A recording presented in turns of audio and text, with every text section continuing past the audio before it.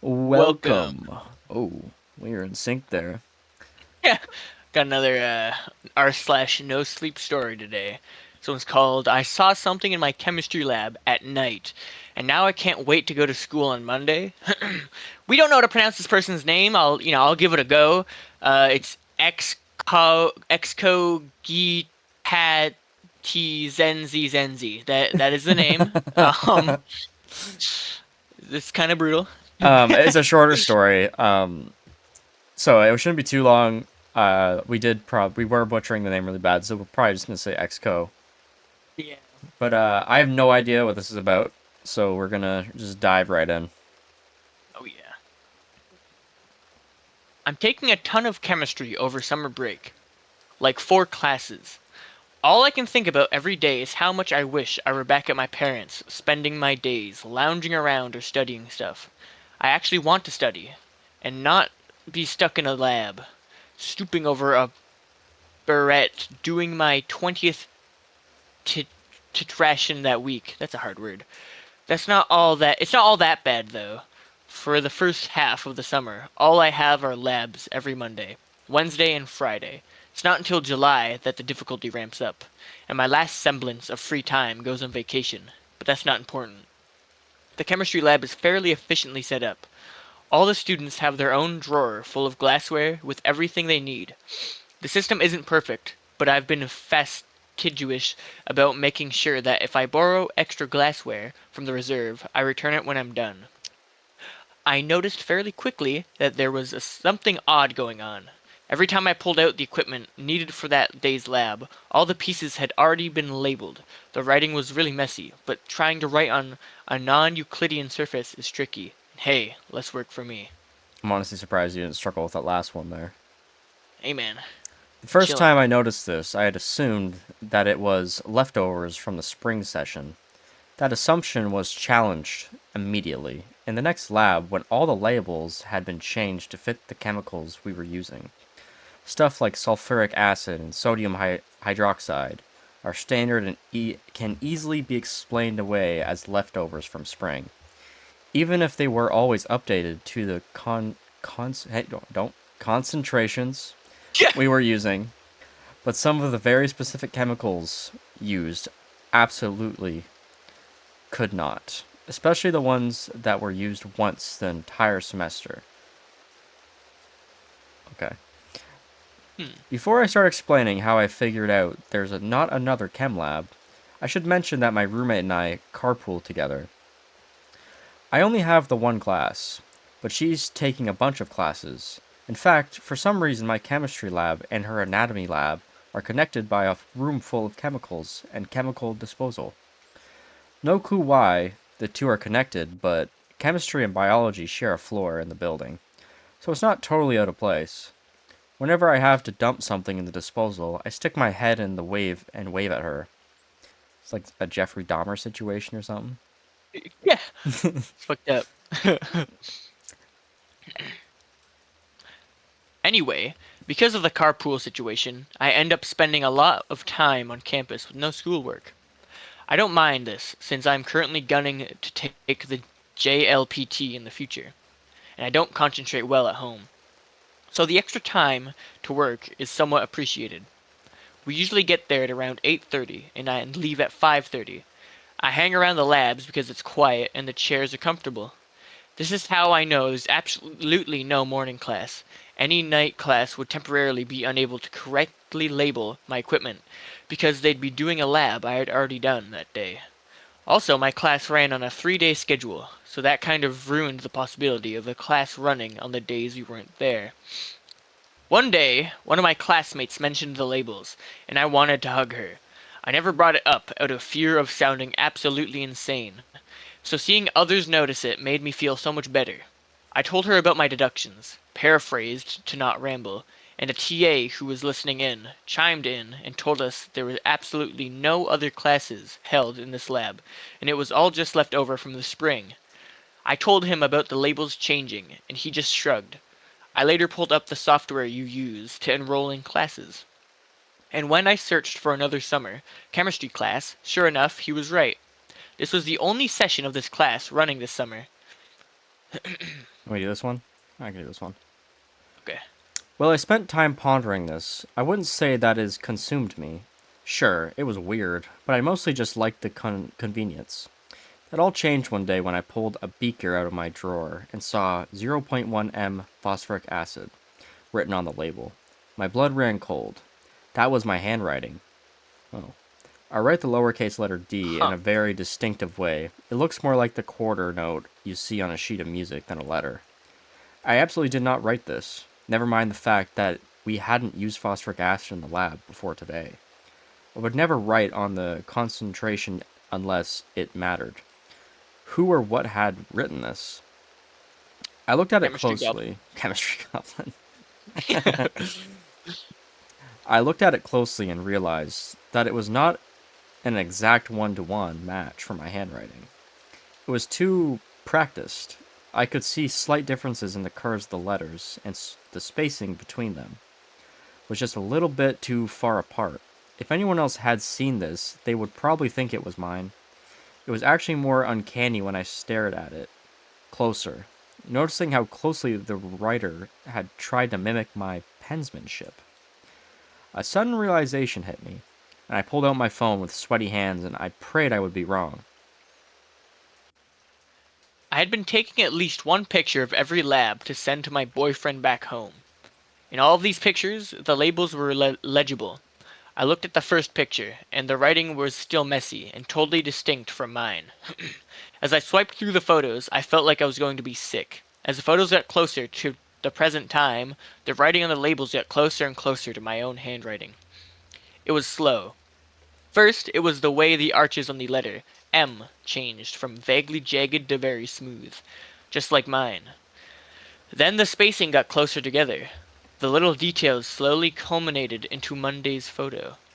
That writing that writing omitting the letter D had mimicked mine as closely as the writer could. I zoomed in and noticed that the letter D was smudged like the writer had tried to write it the way I do, but gave up and did it like that they normally would. I looked around the classroom and noticed several classmates staring at their glassware the same way I was. I did that day's lab with a sense of foreboding. I tried to concentrate on my work, but handling the glassware with the mimicked writing on it was making me feel ill. So eventually I tore it off and labeled it myself. As soon as class was over, I ran through the connecting room and told my roommate that I was going to stay at school for a while so she could just go home without me, and I would take an Uber back.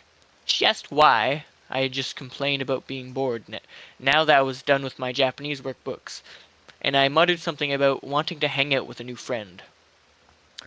Her eyes lit up. She had been trying to cure me of my terminal A- asociality? Yep. Yeah, terminal asociality for a while. That almost sounds like a slur. Yeah. It's fucked up. Always telling me to talk to more people and make new friends. I felt incredibly bad, but what could I possibly say? I was investigating a serial labeler who had my Yeah. handwriting. She would have me committed, so I lied, and I quickly cut the conversation short to hang out with my new friend.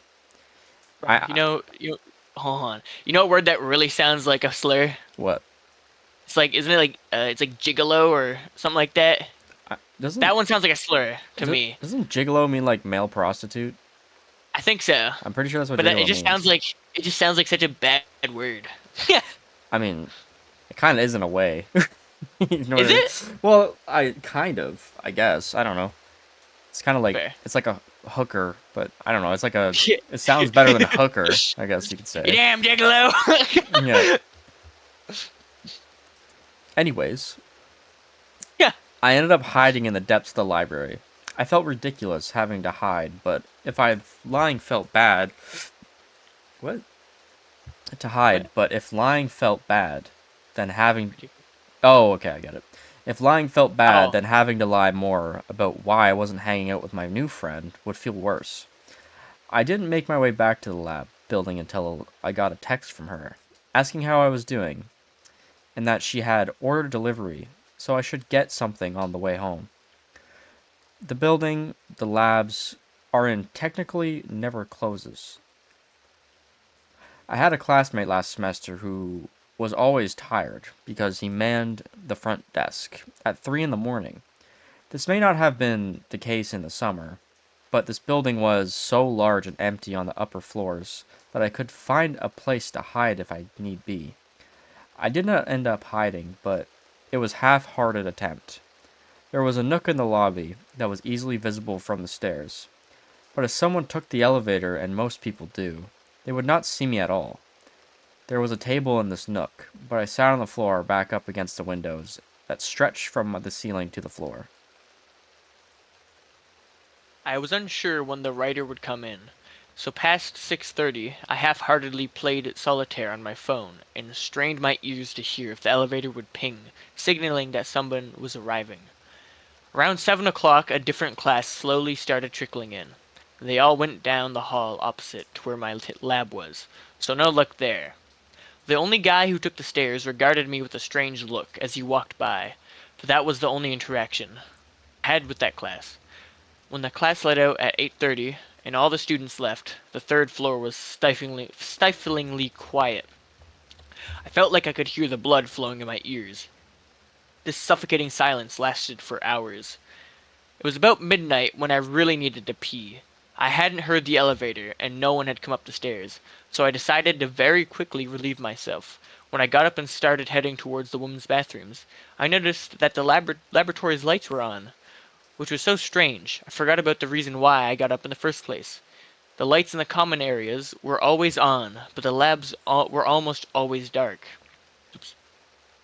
I peeked into the window of the lab as discreetly as I could. I wasn't sure what I was expecting to see, but it was certainly not the sight in front of me. At first, I thought I was looking at the anatomy models from the connected lab.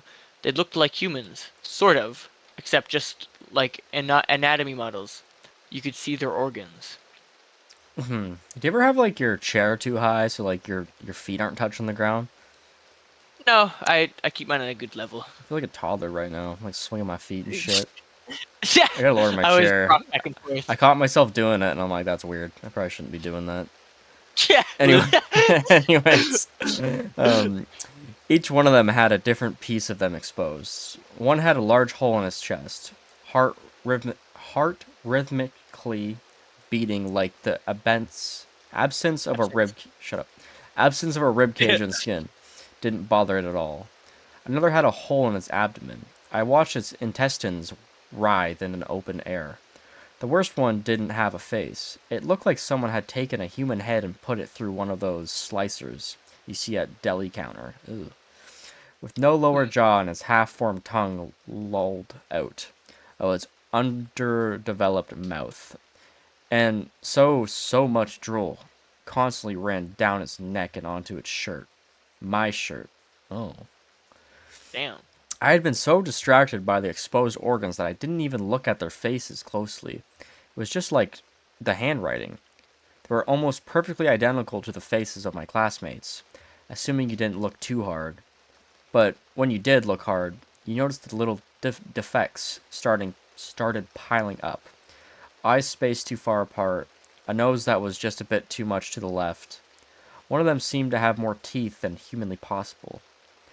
I was glad that, for some reason, my doppelganger didn't have a face.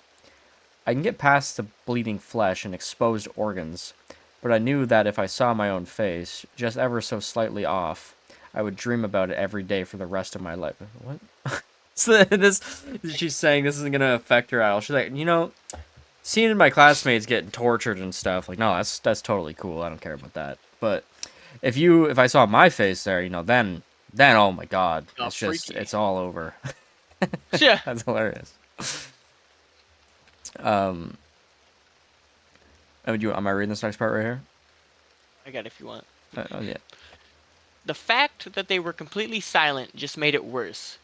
Every time I watched them, pantomime, talking to each other, I felt my skin crawl. Their gestures and social interactions were so stiff that even someone as socially oblivious as I could tell it was like they were acting out conversation, like they'd only seen it on TV.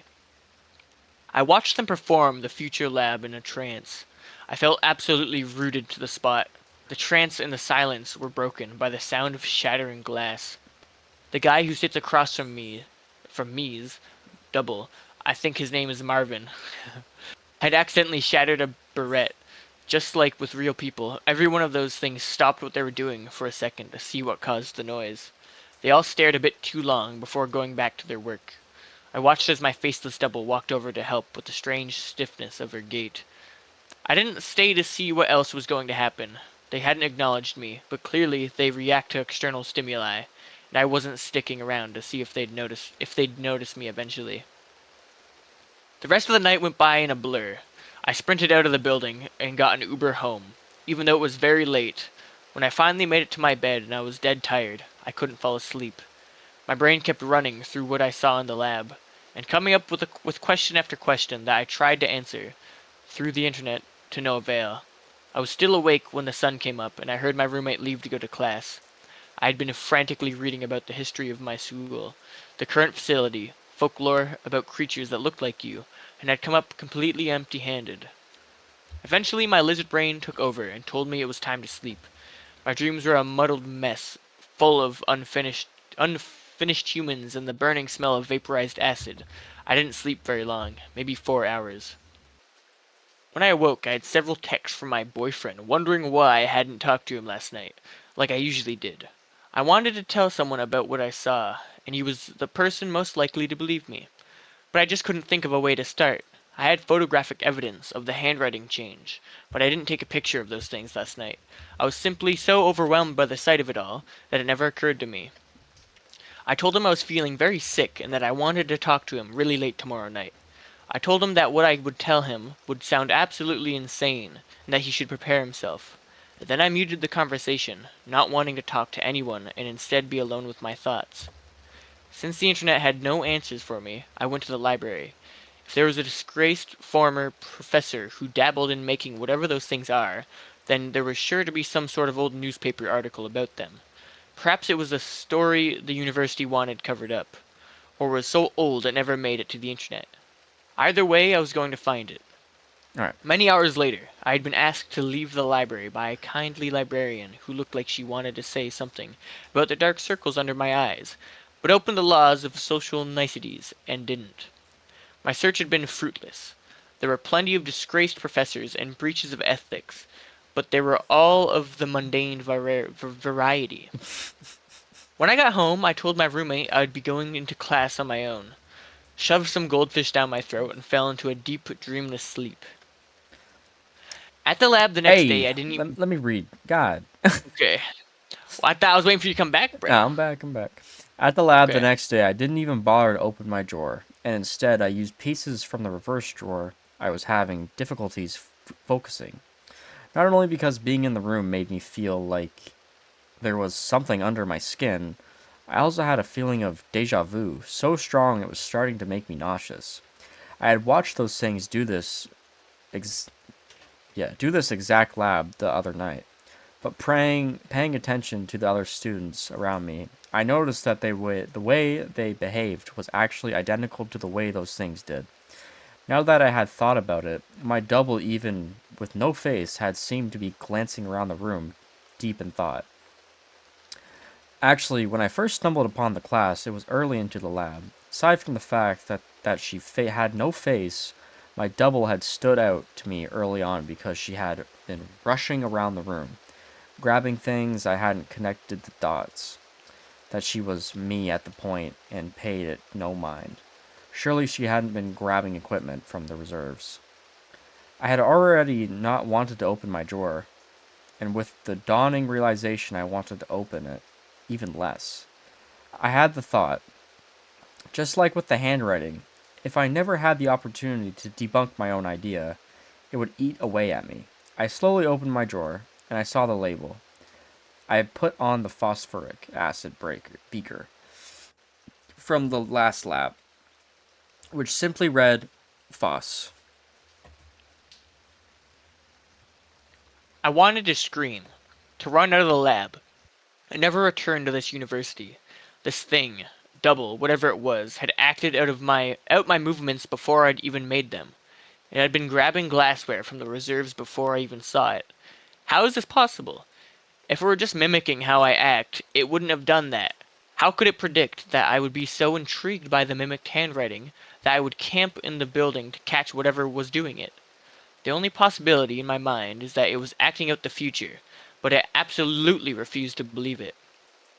The shattering of glass caused the low murmur of conversation in the lab to go quiet, and we all cast a quick glance at Marvin, who looked embarrassed and tried to cover his embarrassment by cleaning up the glass from the barrette he had just broken. I stayed in my seat. My double had gone over to help, but I wouldn't. One act of defiance could possibly cause this whole nightmare to disappear, is what I hoped. I would stay absolutely rooted to this chair or die trying. And then my left leg moved, followed by my right leg. I felt like a marionette being pulled forward by invisible strings. I fought against it and tensed my body up. But even still, I hobbled over to Marvin. I remembered in a daze how stiffly my double had been walking, and wondered briefly if I had stumbled across some sort of omnipotent being who was toying with me for its amusement. Marvin did not look confused by my awkward walk and the look of terror on my face. In fact, he looked completely indifferent to my presence. Before he could say anything, my body started picking up shards of broken glass on the floor. Whatever was controlling me was clumsy. Instead of lightly picking the glass up to avoid getting injured, I pick it up with all the force in my fingers, like a toddler who hasn't realized they can vary the amount of strength in their hands immediately. I felt the glass tear into my fingertips. When I was done picking up a piece, I deposited it into my free hand, which quickly formed a tight fist around it in order not to drop it. I watched helplessly as blood oozed from both my hands and dripped onto the floor again and again. I was forced to pick up the glass. It probably didn't take much, but every piece felt like it took centuries to pick up. When I was finally done, my body threw the glass into the broken glassware bin, and I regained control of it. I looked at my hands and I couldn't see tiny pieces of glass embedded in my palm. I couldn't? No, I could. Sorry. I could see tiny pieces of glass embedded in my palm and fingers. I had been silently crying the whole time, and now that I had control again, I had started to cry more audibly. Marvin seemingly could not hear my cries and awkwardly thanked me, the same way you'd thank any classmate you don't know very well. That's what happens when you break out of the Matrix, bro. I went back to the bench and went back to work. Even though I was bleeding profusely, no one seemed to care. I forced myself to do things as normally as I possibly could, out of fear that control would be taken away from me again. Even though that meant further grinding tiny Particles, yeah. particles of glass deeper into my fingers as I worked the barrette, causing blood to fall into the solution and ruining any possible results, even though it meant washing out the glassware and leaving it dirtier before. By the end of the lab, I was feeling woozy, but just exiting the room made me feel significantly better. The first thing I did was grab some paper towels from the bathroom and wrap my hands in them before taking a painful drive to the closest CVS and purchasing first aid supplies. The cashier looked concerned about my hands, as the paper towel had gotten soaked through on the drive-in. He started to ask me if I was okay, and I told him I didn't want to talk about it. Have you ever tried to dig tiny particles of glass out of your fingers with your non-dominant hand in the driver's seat of your Toyota Camry? Not only was it already a difficult task, it was made even more difficult by the fact that operating these tweezers was painful. I don't know how long I sat there doing that. Every time I thought I'd gotten it all out, I found another piece. I considered going to the hospital, but even if I didn't have a prior history, I couldn't come up with an explanation for the wounds that wouldn't land me in a psychiatric hospital. After I shot that idea down, I considered driving somewhere scenic and letting myself bleed out. What? I knew I had lost a lot of blood. I felt positively cold on this scalding June afternoon. But eventually, after I dug out as much of the glass as I could, I wrapped my hands in bandages and headed back to the university. I I don't think you'd bleed out from fucking hand injuries unless it's like Oh, if a you hit, wrist. like, I don't know. I don't know that much I about that, like, I anatomy like that, but I feel like it'd be in, like the wrist area would be the bleed out zone. yeah. Well, I know you have main arteries. I know it's, like, I think you have arteries in your hand that could definitely cause you to bleed out. But Really? yeah, I'm pretty sure. Okay. I could be wrong though. Like, I'm not 100%. But That I don't know. If I could just get a picture of these things and convince a few other people to believe me, maybe someone would face consequences next week. It was the last week of class. Oh. And I was certain that those things had some sort of objective, and the end of class would signal for them to start whatever it was they were created for. At the time, I felt like absolutely had to press on for fear of running out of time. But now I think it would have been better to just forget about it and accept whatever was going to happen to me was a punishment for interrupting the natural order of things. When I got back to campus, I ate so much food, as much food as I could, and lay down in the hiding spot after setting alarms at midnight. And every 15 minutes, after I slept like a rock, even the pain in my hands couldn't overcome my deep slumber. I slept through the first two alarms before the 12:30 alarm successfully roused me. While I was still half asleep and walking towards the lab, all the drowsiness left my body when I saw the lab light was on. I peeked into the lab, and when I thought it couldn't get worse, it had those holes they had in their bodies. Oh my god. It had, I read that so weird. It had those holes they had in their bodies.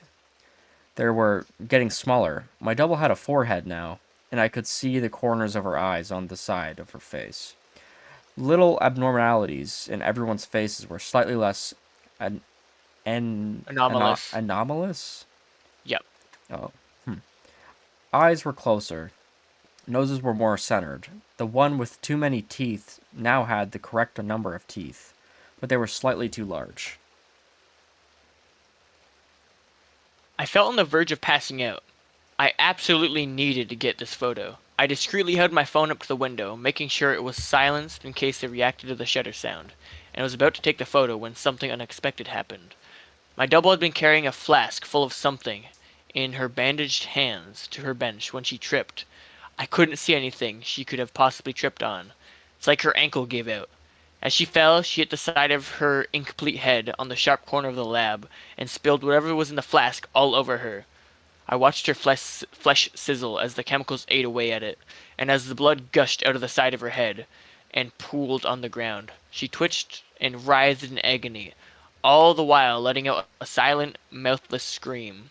All the doubles, yeah, all the doubles came over to see what was happening, and a few tried to help her. But as the pool of blood grew, larger and larger, and her twitching became weaker and weaker, nothing could be done, and my double finally lay still, chemicals still eating their way through her rapidly cooling body. I can't remember exactly what happened after that. I took the picture and called my boyfriend on the way home.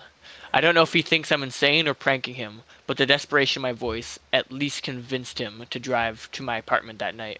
It's now Saturday morning. I'm thankful that at the very least I have the weekend to try something to avoid ending up like my double. I don't know who to go for help. The police aren't any help when I tried to talk to them. My frenzy was so palpable that after an officer heard me out, I later heard him say something into his radio about a psych evaluation. He wouldn't even let me show him the photos, insisting that he had heard enough and would send someone to check out. I left the situation as soon as I could. The rational side of me knew that being locked away in a place with 24/7 surveillance was probably the best solution. Yet, for some reason, I knew I absolutely couldn't be locked away. It wasn't out of fear of dying or of losing control of my body again. No, it was out of fear of missing out on something spectacular. Your death? Your death. It was the same fear that grips the hearts of children when their parents tell them that if you don't stop misbehaving, Oh, FOMO. the trip to Disneyland will be canceled. Damn, what kind of parents do you Huh. have? Yeah. I wish. I'm good, bro. I lie now in bed, my face contorting with two different emotions. I am both petrified and absolutely elated, my sobbing flipping to gleeful laughter, and back to sobbing in mere moments. I am locked in here. My boyfriend and roommate barricaded the door when my behavior started to become a danger to them. Occasionally, if I spend more than a minute sobbing, my boyfriend quickly rushes in and tries to talk to me. It never works. It always ends up making me cry harder. when I see the deep gashes my fingernails left in his face. Oh, dang. Damn. I felt as if he had been detached from my body. Whatever thoughts were running through my mind were so primal or foreign that I had given up on trying to understand them. I noticed a layer in the evening. Later. I noticed later in the evening that the nearly 50-50 ratio of crying to laughing had skewed, and I was spending more time giddily giggling and kicking my feet in anticipation. Huh. I recently heard the two of them talking about calling an ambulance and having me committed. It's a bit unfortunate that my apartment is on the third floor, but I will survive the fall. In fact, if I leave now, I will have plenty of leeway to get to campus on foot and make it to class exactly on time. That's fucking crazy. That was a weird one. That was cool though, It was like, cause cool, but it was just it's fate, bro. You can't escape it. yeah. I get that. I just feel like there's a lot um I I don't understand, and like a lot of stuff got not I wouldn't say left out because I feel like a lot of it was intentional, but I feel like it needs more. You know what I mean? Uh, Like I don't know. I'm not a writer guy. I feel like there's so many questions, and I know that's probably intentional, and Yeah. maybe she's writing more. Like I'm not sure, right? She could be writing a like another part to this, but I want more. Like Well, I want to know why she's seeing these things. Like what are they? Is someone making them? Is it like some sort of like different reality type thing, layered reality type thing that she's able to see into? Is she losing her mind? remember the anatomy class next to it? She said it looked like it was like the anatomy dolls in there. Okay. Yeah, so like, that's So what I I was mean. thinking it was like something like that. Yeah, that's what I mean. So like I have a lot of questions like and maybe you don't need to answer them. Like this could just be me.